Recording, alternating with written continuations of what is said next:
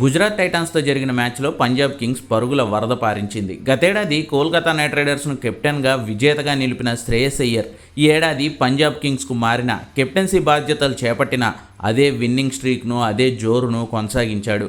Toss గెలిచిన బ్యాటింగ్ను తమకే అప్పగించిన గుజరాత్ నిర్ణయం తప్పని తేలేలా అయ్యర్ అదరగొట్టేశాడు. తొలుత ప్రియాన్ షారియాతో కలిసి, చివర్లో స్టాయినిష్ శశాంక్ సింగ్తో కలిసి గుజరాత్ బౌలర్లను చీల్చి చెండాడాడు.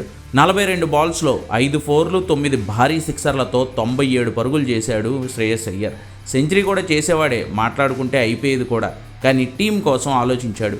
నాన్ స్ట్రైక్ ఎండ్లోనే తను ఉండిపోయి పవర్ఫుల్ హిట్టింగ్ చేస్తున్న శశాంక్ సింగ్కి ఫుల్ సపోర్ట్ అండ్ కాన్ఫిడెన్స్ ఇచ్చి గో హెడ్ అన్నాడు అయ్యర్.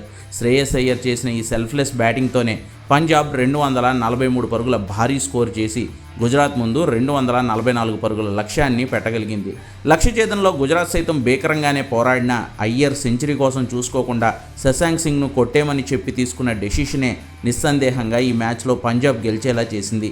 ఆ రకంగా అటు బ్యాటింగ్తోనూ ఇటు నిస్వార్థపు ఆలోచనలతోనూ పంజాబ్ను ముందుండి గెలిపించాడు కెప్టెన్ శ్రేయస్ అయ్యర్. 11 పరుగుల తేడాతో పంజాబ్ విజయం సాధించేలా చేసి ఐపీఎల్ టోర్నీని అయ్యర్ గెలుపుతో ప్రారంభించాడు.